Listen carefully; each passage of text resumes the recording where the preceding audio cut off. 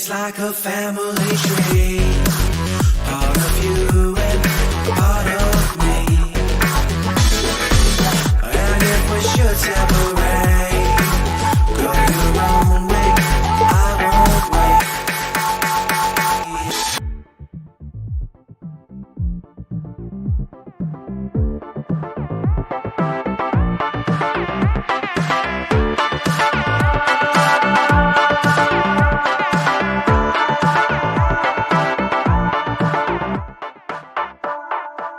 Bring the funk back.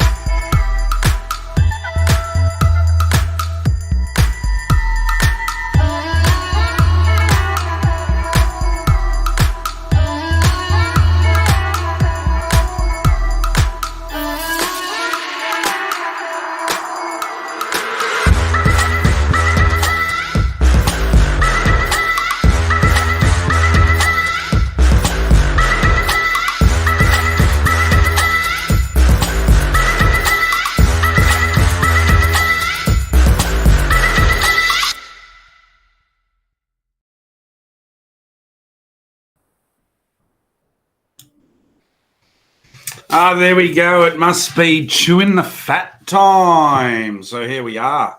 Another show, another week has gone by, and another big announcement we've got to make tonight. So we've been full of announcements this season, and we've got another one that we're going to go into after we get our guests on. But in saying that, don't forget to put your postcodes in. You have to be on at the end of the show, or at least send me a message to know whether you've won the postcode. But this week's postcode prize pack is some golf packages. So we've got one, what have we got? 1, 2, 3 packets of golfs and some Eco Gear plastics as well. So that's 4 packets of plastics.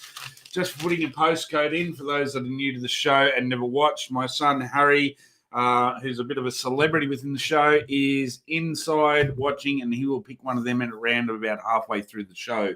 So great pack there. And then later on in the show, for those who ask questions, you'll go in the draw to win prizes out of Harry's Picker Box. How that works, you have to be on at the end of the show when we do that as well. So you have to put your postcode in to be in the chance to win those plastics and ask a question to be in the chance to win some of those prizes. Now, those prizes range from ATC reels up to the value of about $300 through to we've got booby prizes in there with just hats and caps and stuff like that. So it could be anything. So that's all later on in the show. As I said, big announcement to announce tonight, and I'll get into that in a minute when I get the guest on. I see some questions are coming in. The show is interactive, so if you do have any questions on anything, whether it's for me or for our guest Beau to talk about, we will answer those questions in the best way we can, whether it be bass, barra, cod, yellows, anything inland waterways. I think Beau does a bit of saltwater or rusty water fishing, so he's not just a pond fisherman, so we'll talk to him about that if you've got any questions on saltwater fishing. We've got heaps of people on, just go through a few. We've got Luke, Christy, Elion, Scott, Sean, Daniel, Benjamin, Renee, Mick, David, Elwood, Trent. Oh, we got heaps on. Andrew, Aaron, and they keep going. Colin, g'day. Kyle, Brendan, heaps. All right, there we go. And already got some questions coming through, so we'll get to them as we can. But you may remember this face, or you may remember the name if you are a constant on the show. Beau is always in the comments, always talking, chatting, and having fun with everyone in the comments each week. So you will know his name, Beau Everleigh. You're about to know his name a little bit more after the announcement tonight, but Beau has been an avid follower of the show, made the top 10 cut for the Opens to win the boat that Bill actually took out, and is using that boat now. And Beau's been announced with this big announcement. So I'm going to get him on, and we're going to have a quick chat, and then we'll go into the announcement. G'day, mate. How you going? Good, buddy. Yourself? Yeah, good. Look, it's been a big week for you. We've sort of kept it under wraps. We haven't done the announcement, but face back on the screen. It's a bit nerve-wracking always to get your first time back on the screen, but welcome back. Thanks, mate. Good to be here. Good to be here under really good circumstances. So should we let the cat out of the bag? I would have loved to have got the conversation that we had on the phone actually on video because there was a few quiet patches, but we've been able to get Bill, we've been able to get Kevin on camera, and we couldn't really do this one on camera. We had to announce it to you early, and we had to actually ask you to see whether it was something you were interested in, and thank God you said yes. So it was an easy yes. It was a yes. So basically, for all the viewers out there, last year we gave away, we did a junior program, the same as we did the Opens program. Bill won the boat for the Opens, and we had 3 cracking juniors get through to the top 3, and Brad decided to give away 3 boats this year for the junior program. And everything was going along swimmingly until about 2 or 3 weeks ago.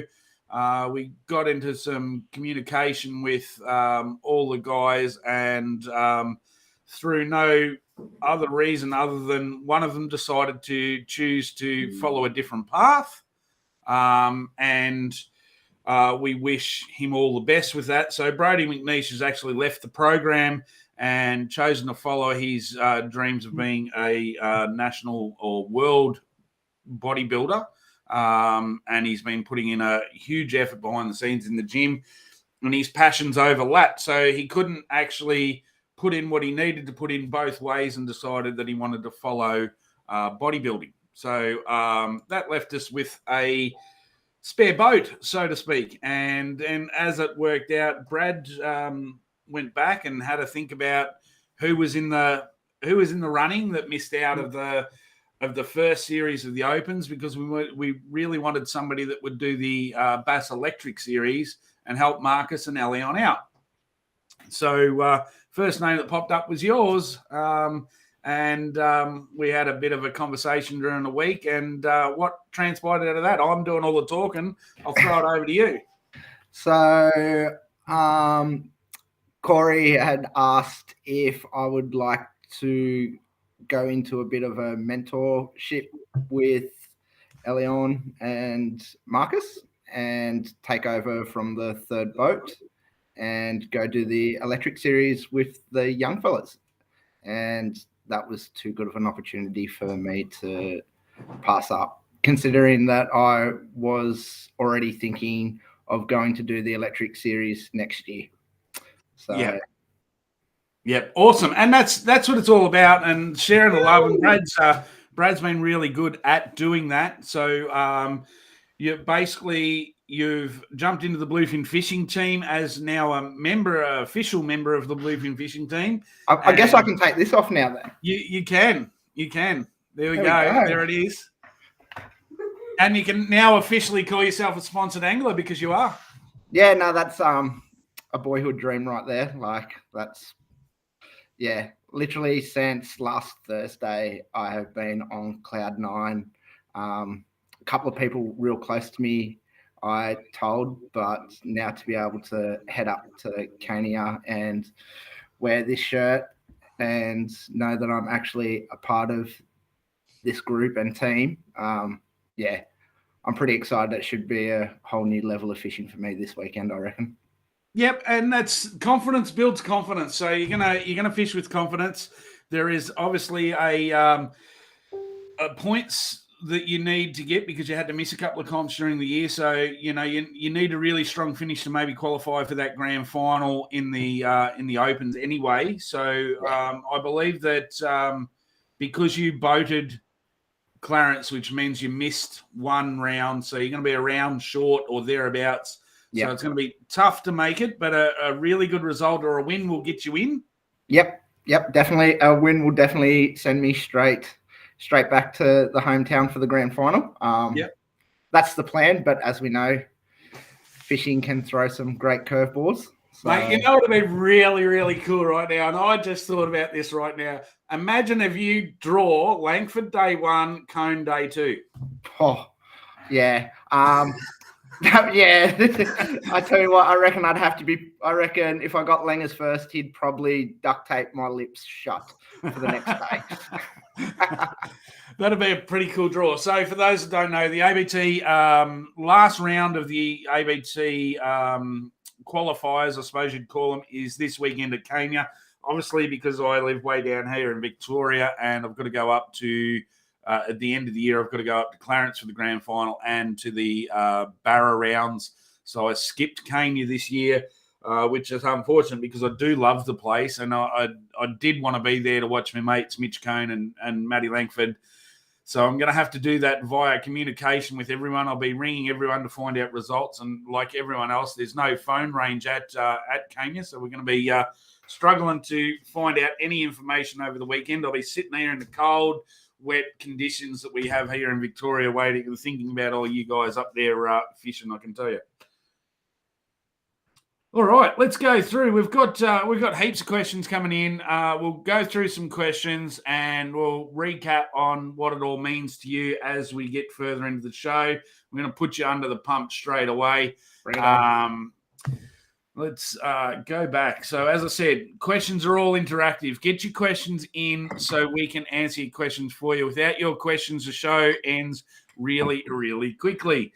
And one of the first questions from Benjamin is biggest bass. So Benjamin wants to know what your biggest bass is.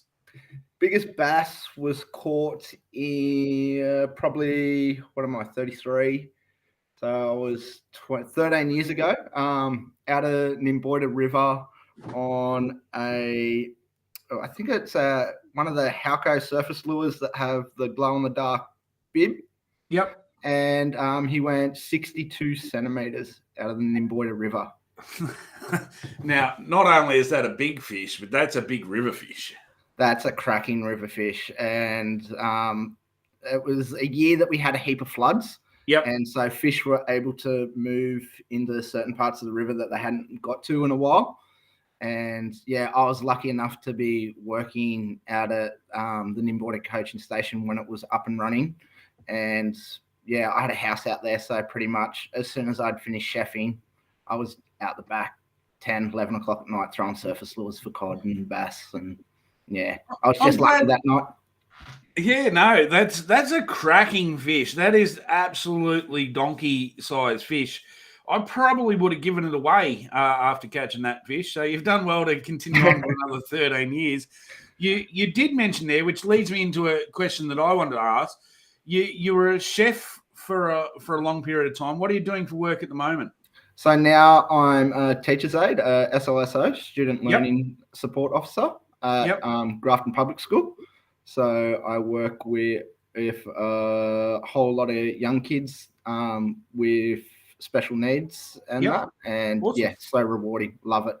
Awesome. So we talked off air before the show, and you mentioned that you were a chef by trade, and you wanted to do a little segment on the show. So tell us what your little segment's going to be going forward when we come back into. Because I'm going to do next week. We're hopefully going to get whoever wins AIY, whether it's Langers or Coney, on next week for a chat, and then I'm going to have a few weeks break where we get organised to do the ladies program. So. Tell us what your little segment's going to be in the next season. So as I just mentioned, I'm a chef by trade, and I still love cooking. And I've been camping a lot in my life and had some pretty ordinary camp cookups, and it doesn't have to be it doesn't have to be ordinary. Like, just because you're out camping doesn't mean that you have to slack on what you're eating while you're away. So yeah, no, I'll hopefully do some pretty amazing cookups, a few tips for when you're camping away off the grid a little bit, and just some things that you would need to make life easier when it comes to mealtime. Awesome. Looking forward to it so much. You got a few weeks to get up and running on that one. Obviously, in that time period, you've got to pick up your boat, and you've got to do all the rest of the stuff. So you're going to be you've got Kenya this weekend. You're going to be a very busy boy over the next month. That's sure. All right. Thanks for that question, Benjamin. Great question. Cam's on, obviously, mate of the show, mate of yours, mate of mine, fished with me as well through the fishing scene. Beau, what are your goals for the weekend at Kenya besides a toga and shopping with him and Bill? Shopping with him and Bill for snacks for us is always eventful. I definitely want to catch a toga. I had my chance last year at Kenya and I dropped him. So yeah, no, I'm definitely trying to get up to the sticks and try whack a toga, or even down the creek near the caravan park. I heard rumors that they do get in there. But just get a bag. I'd really like to get a bag both days and hopefully try take out that top spot so I can make the grand final. Yes, look, as we always said, the bycatch is great at Kenya.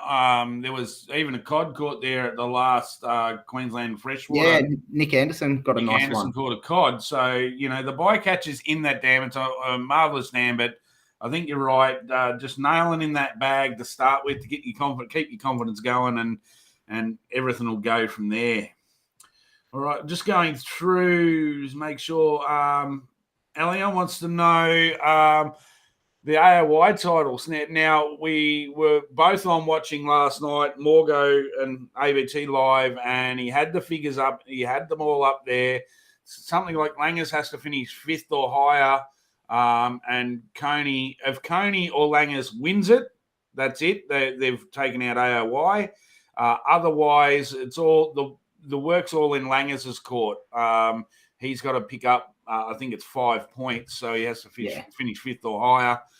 But he's got the room to move. He's got an 8th place where Coney's only got I think it's a fourth place to drop. So Coney can only make up 2 points if he finishes like second. So who's your money on?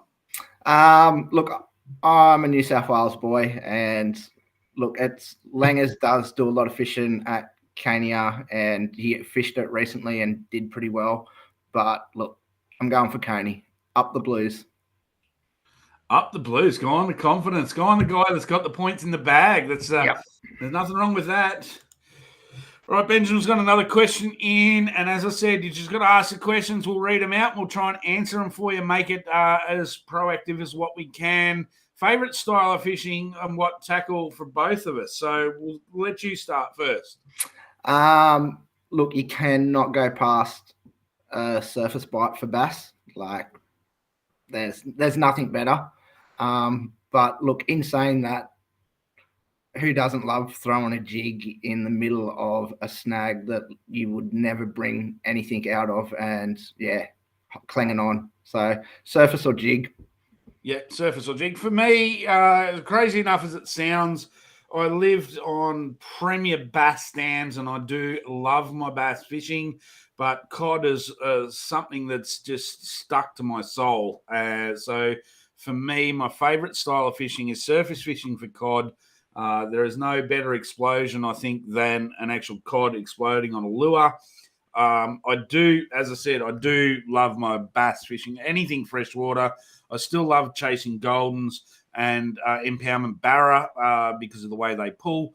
But favourite straight up surface fishing for cod, I don't think it can be beating, especially when you're fishing in those dark nights, just listening for you can't see anything, you're just listening for the strike. So thanks for that question, Benjamin. Mine is definitely 100% cod. And to move from living in the South Burnett with all the best bass dams in Queensland and moving down to cold ass Victoria, so some people would think was a stupid move, but for me it was to get back onto that Murray River for sure. Yeah, I still remember living over at Inverell and fishing Capeton Dam one night, and I thought a bloody UFO had hit the water on this surface hit. I nearly jumped out of the boat. So yeah, it's frightening. It is frightening, but it does wake you up, and that's what it's all about. And look, as I've said, there's something about the Murray River with me that does touch my soul. Just sitting on the banks of the Murray River with the campfire, I don't think there's any better place to be. You can have your beaches and everything else, but having that campfire burning, fishing on the Murray River is just outstanding. And until you've done it, you don't know what it's about, but it does. It just hits you right in the soul. So that's why I moved back down. All right, we've got Daniel Wallace here has said, Beau, how does your fishing / plan of attack change for the warmer months going into the colder months? So we've come out of that warm period and we're going into that colder period. What's the big change? Finding schooled fish. Like if we're talking about bass, as we know, in the colder months they school up. They even sort of start schooling up, or in the Clarence they sort of start schooling up a little bit earlier, and that. So yeah, in the warmer months you will find them on just about any edge. There'll be a little bit of structure. You will catch fish predominantly fairly easy. And in the warmer months, when I do target them, I do like to leave them alone, but it is a long period at times, and sometimes you go brim fishing and you get a couple. But yeah, so and then when you're trying to find the schooled fish, they're down low, suspended up. So throw a blade, throw an ice jig. Ice jig's pretty underrated in the Clarence River, but I can tell you now it does get fish. Oh, they do, but that's probably my worst nightmare, having to get a bite that's the ice jig bite. Sometimes I'd rather just not go out there.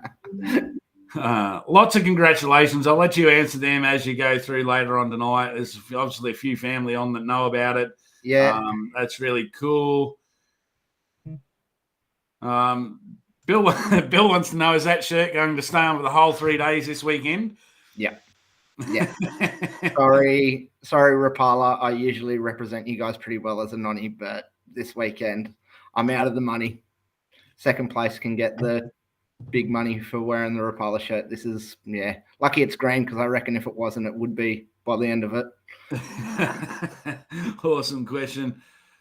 We'll just keep going through. Team Beau all the way. There's heaps coming through. Sean, congratulations. Good work. You're ambitious to your fishing career and they're looking forward to it. Just going through, hard to read. As I said, I'll let you answer these all after the show. Yeah. Lots of congratulations. Questions for both of us from Alion.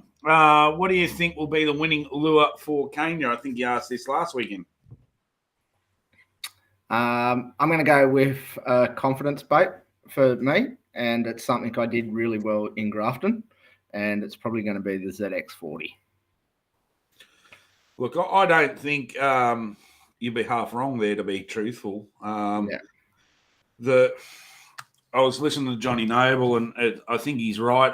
Langers had some valid points on OBT Live last night because, you're going to have to – it's going to be more strategic than actual choosing the right lure. You're going to have to guard banks or guard areas, know when to leave, know when to hold them, as the old song goes. So, look, a football jig is going to be probably thrown by nearly every boat on the water. Yeah, I've got one tied on. Yep. But knowing Kenya and knowing how it fishes, I'll throw this out there, just left field, and there's not left field for Kenya, is the humble old spinnerbait, the old Bassman colour 31. It would be my lure to throw. If I was going to Kenya this weekend, that's what I would be throwing as a big bait presentation. So I'm just going to say that is exactly right. Blades, jigs, anything worked off the bottom, deep cranks, all that sort of stuff is all a possibility. But on top of that is if you want to throw something different that really catches fish at Kenya, the humble old Bassman, you can't go wrong. Yeah, I've got something else. I've got something else tied on because it's risen a little bit. So if that does produce, I'll share it with everyone on Sunday. Excellent. That'll be good to know. Here's a rusty water. Spencer wants to know for Beau tips on landing his first cobia. Oh, this is a G up. This is a G up? Yeah. So Spencer, I'm actually at Spencer's house right now using his computer and that. So funny story. We went out off Mini Waters, which is about 40 minutes from home here at Grafton, and we hooked on.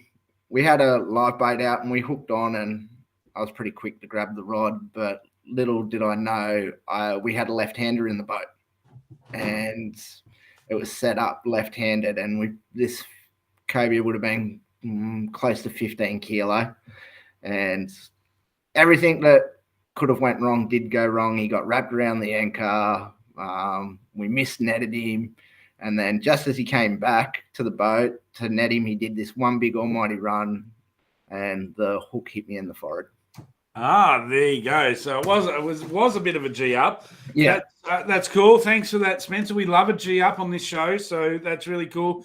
If anyone was out there that was serious and wanted to know about cobia, I used to chase cobia a lot when I lived in Brisbane, and one of the biggest things that an old timer taught me, and I believe it's true, whether it is or not, totally up to you, make as much noise as you can when you're fishing for cobia. They love the noise. So he used to actually get his oar out and slap the water with his oar to bring the cobia up. Yeah, nice. I tried that one night and just broke my oar. So that's just what happens.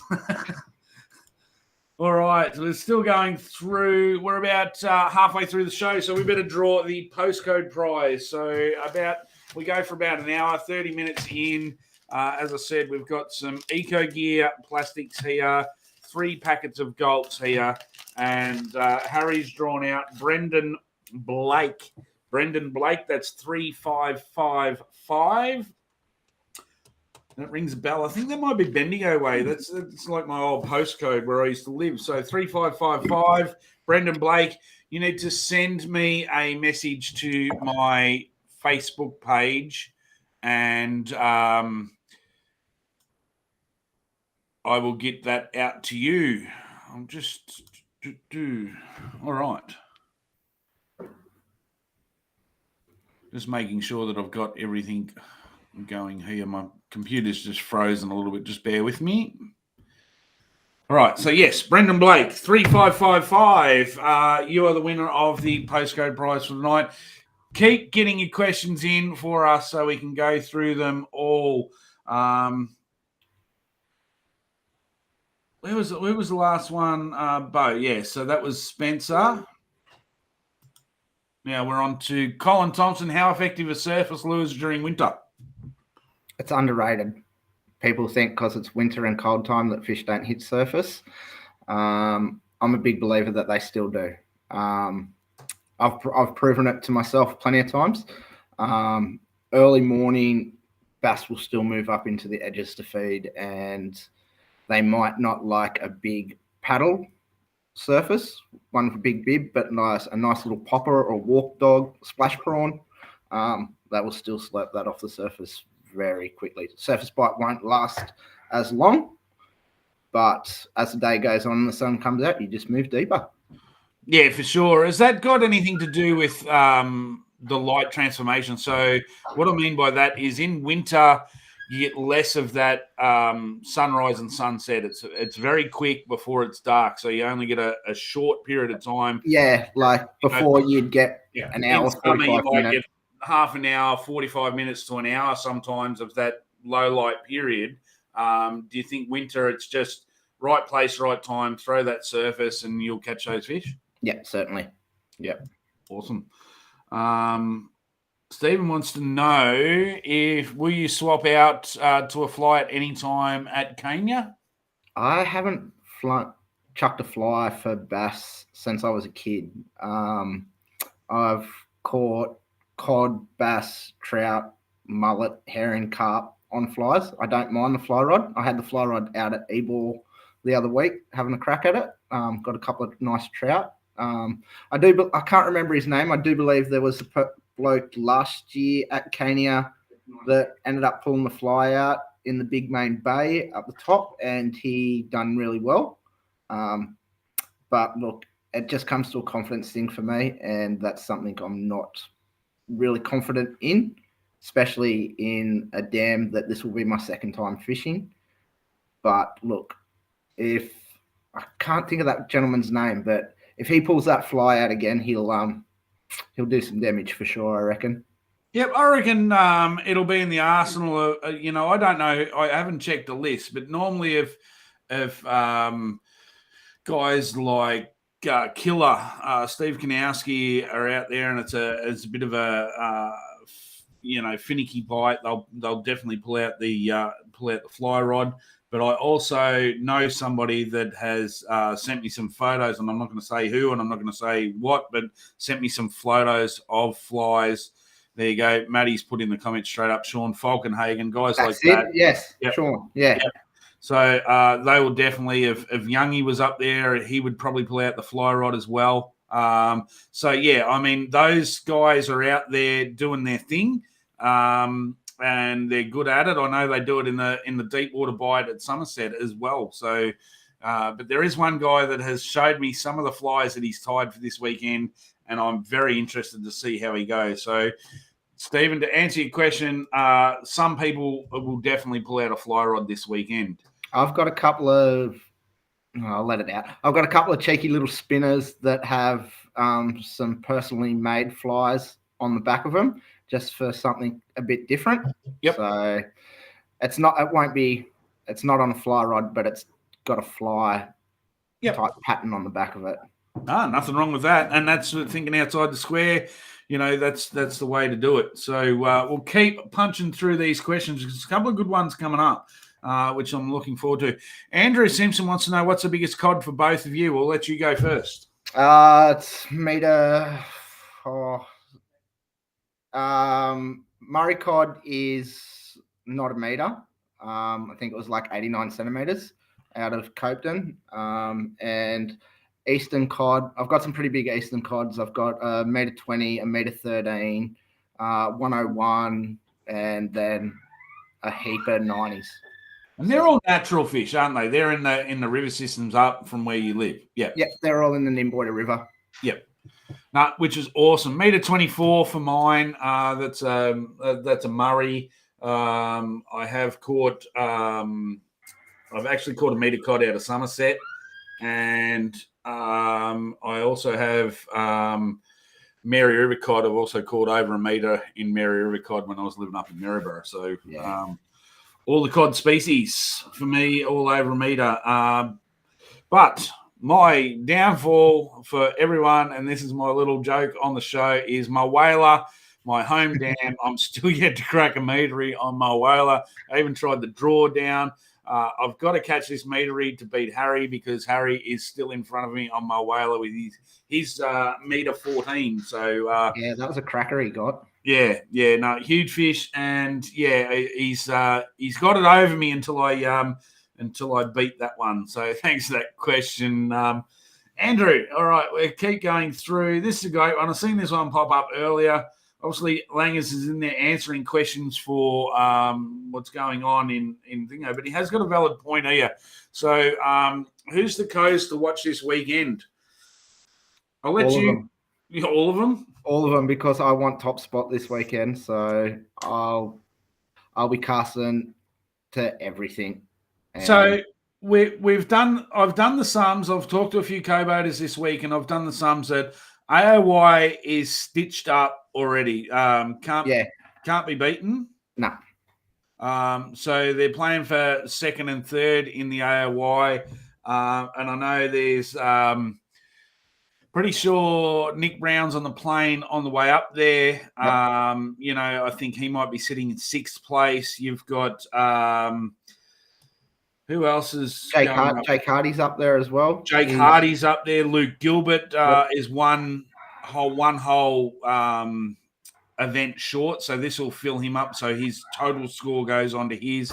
So Luke Gilbert's one to watch out as well. Calvin as well. Calvin, he's Cal Hatton.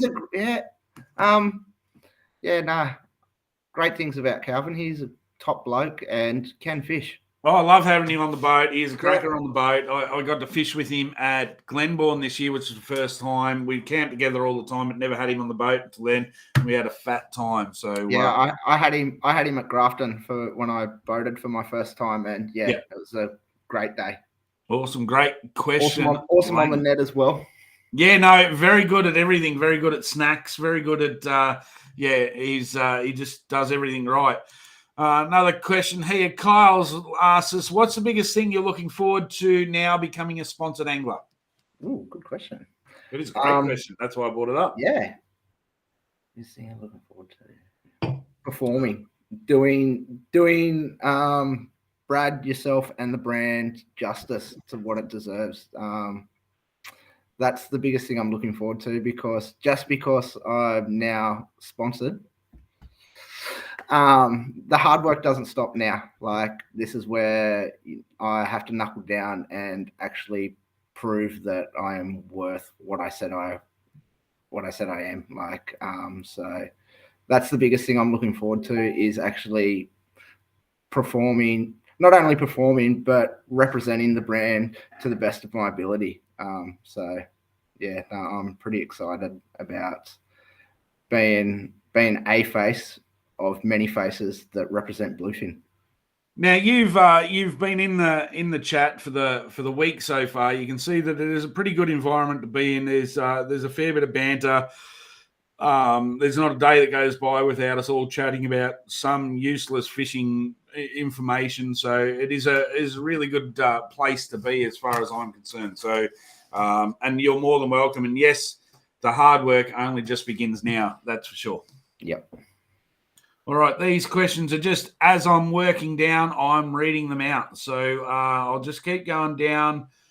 Kevin wants to know, do you fish deeper water in the cold weather or shallow? So by the looks of the photo there with Kevin, he's got a big cod on. So he might be talking cod.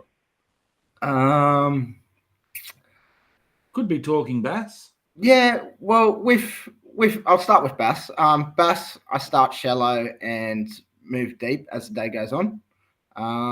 And with the old codleys, just fishing at my local over here, our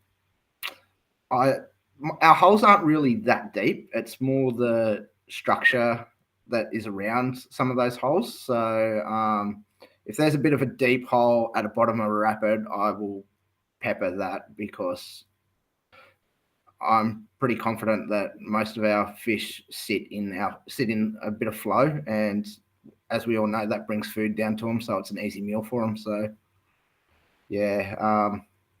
But yeah, like if I was over at Copeton in the cold times, that's shown me that I will fish the edge more. Only because that's where I've seen more fish on my sounder. So Yeah. pretty much cast into a bank even near the boat ramp and just working it out. Probably no deeper than 3 meters, like from the edge out to 3 meters.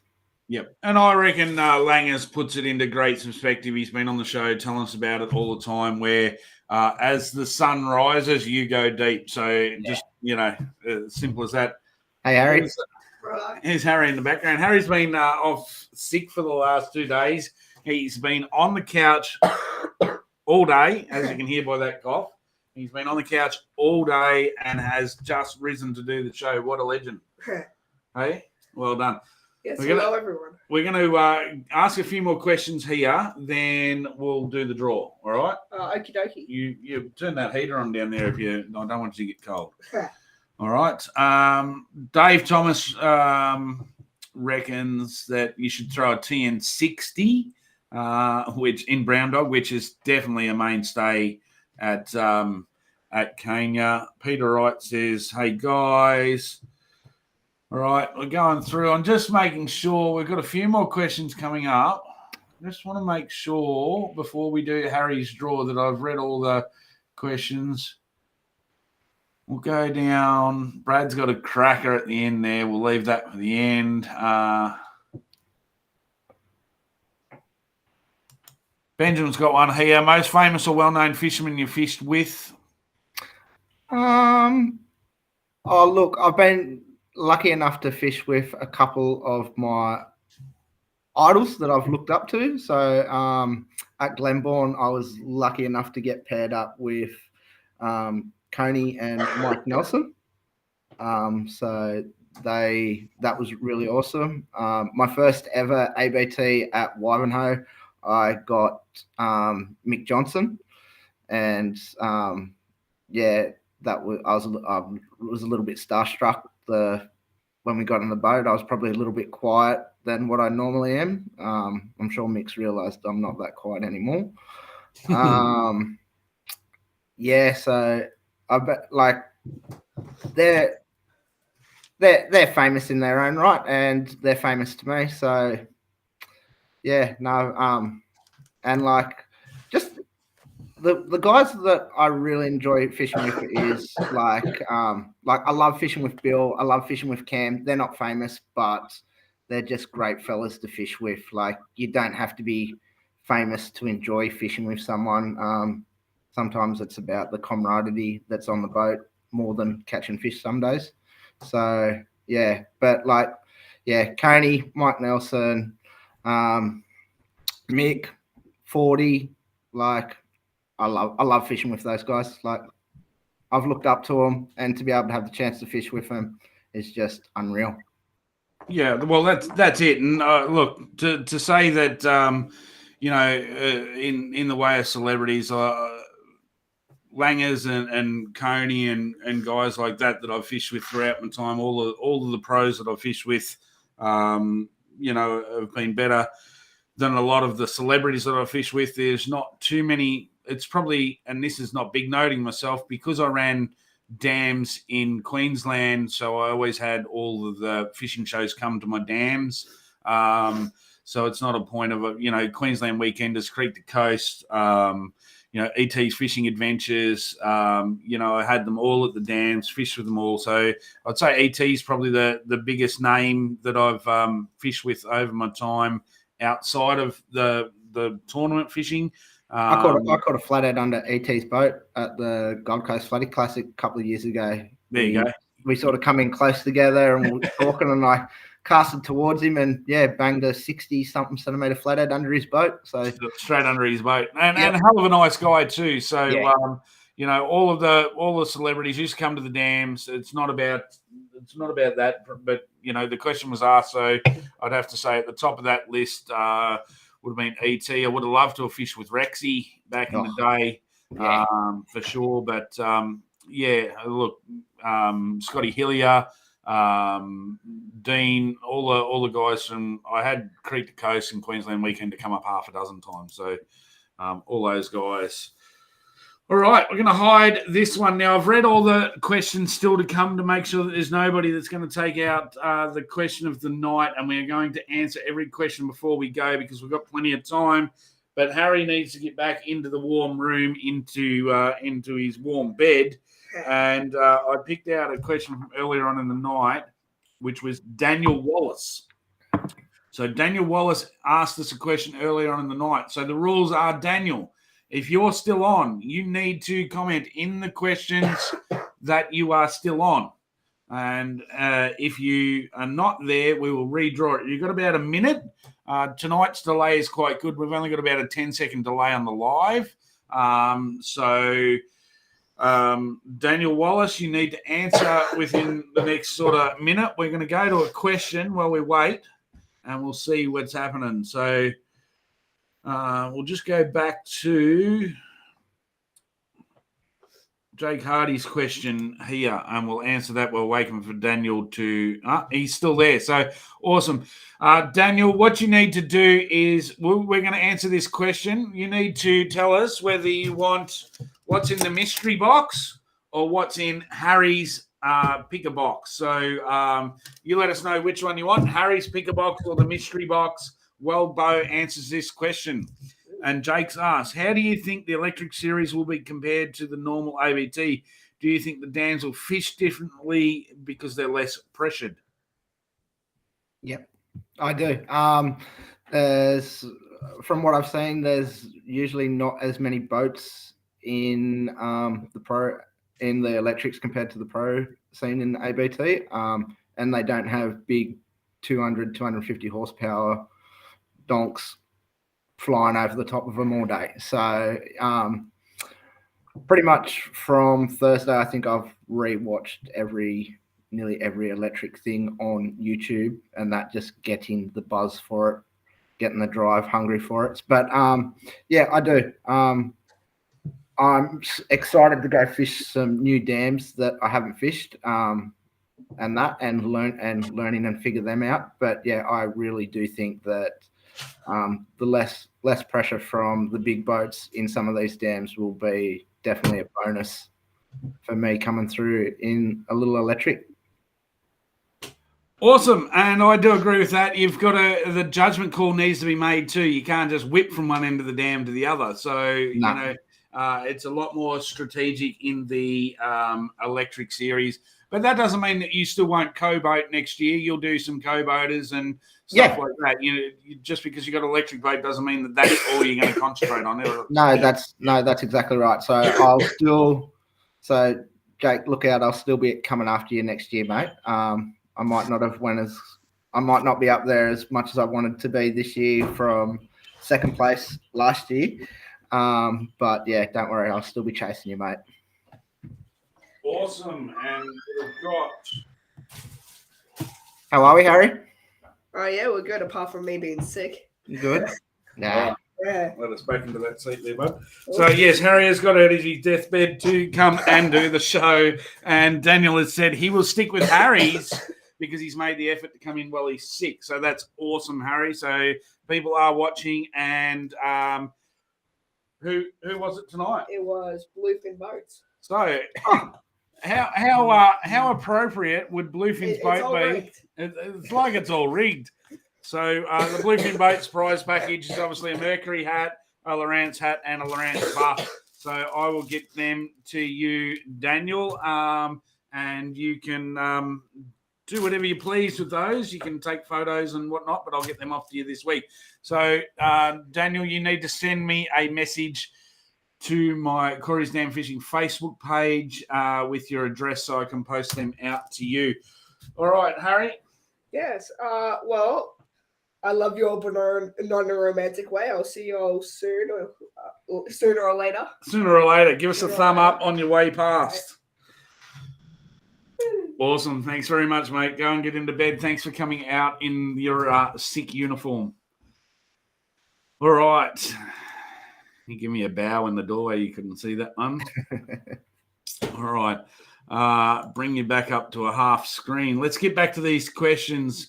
I'm going to do Brad's one next. You've had a chance to read it and look at it. What are you most looking forward to from the bluefin fishing team? Firstly, just friendship. Like before this even started, before Bill even got his boat, me and him didn't know each other from a bar of soap. We'd see each other at some tournaments and wave and that. But like now, me and him have become best of mates. Like we talk to each other nearly every day, and would like to follow that relationship with the rest of the team. And with that, learning from each other, like fishing's so different down from where you are. So picking each other's brains and just getting more information on how things are different down there, how things work and that. And helping me grow myself in the fishing community even more. Like now that I'm in the spotlight a little bit more, I'd like to not just end here, but just keep growing and moving forward in it. So yeah, that's three things. I'm sure down the track, the options will grow to a few other things. But yeah, friendship, knowledge, and Growth. Yeah, growth.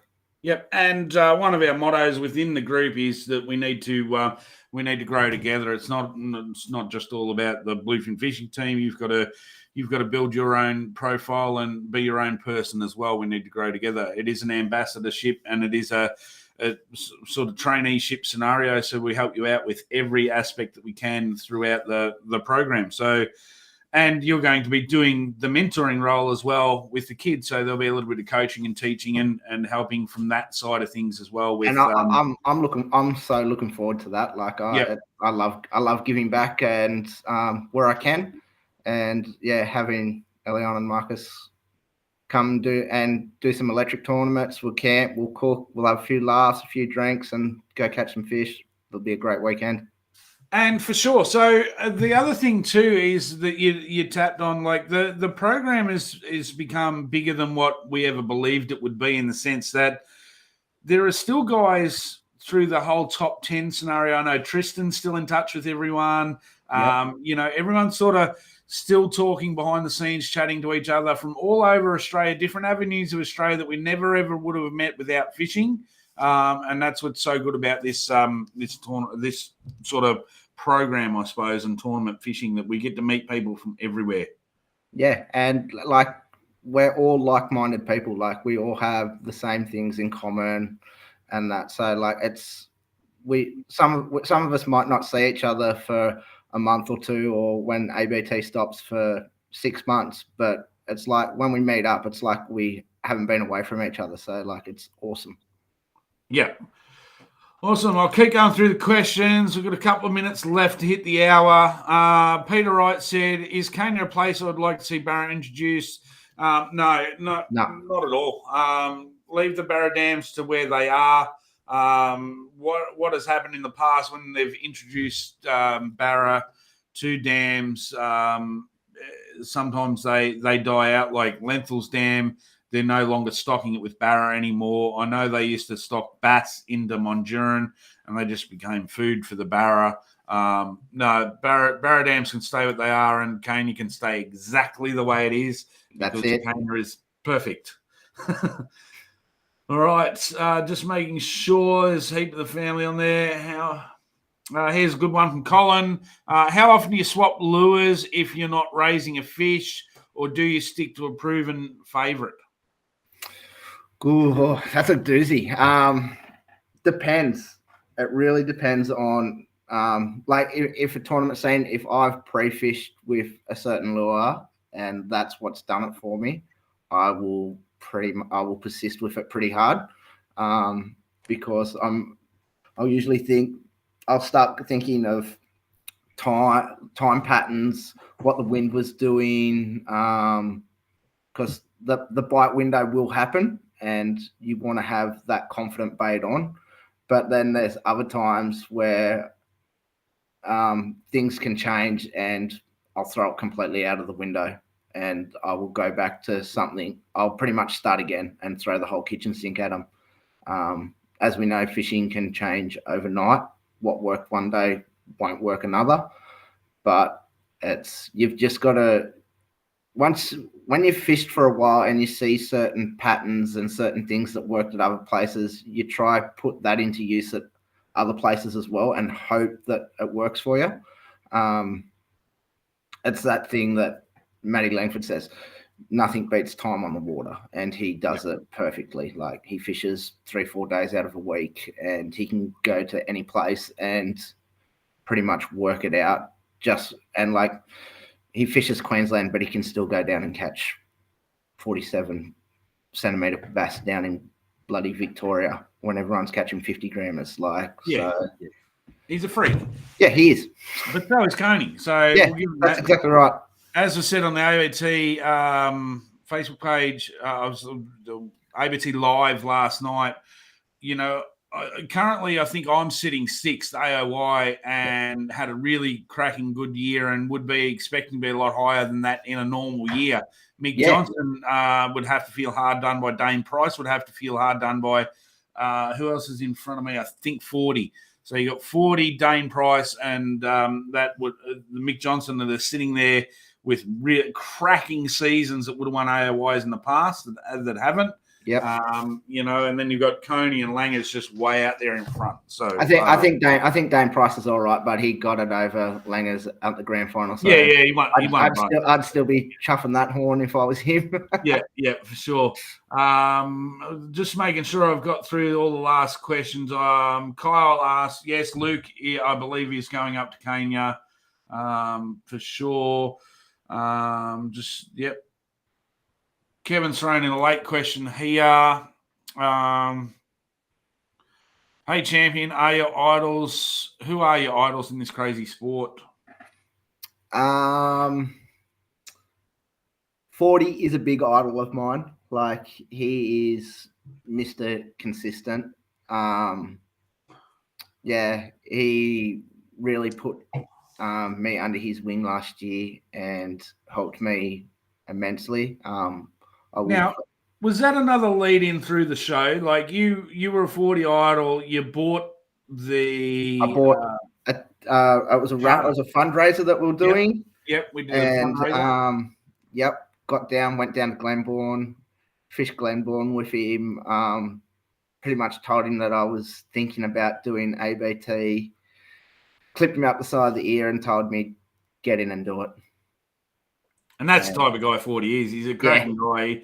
He's from the country but a spade's a spade, and that's what I like about 40. Yeah. And look, Langers,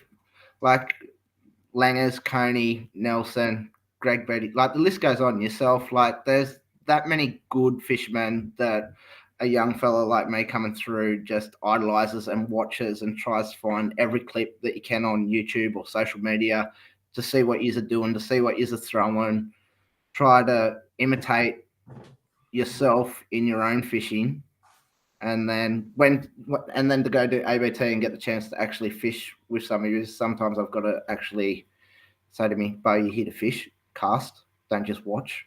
Yeah. But sometimes watching their technique, like watching Coney do jerk baits at Glenbourne,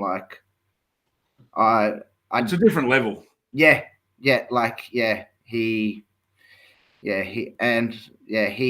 showed me so much that day.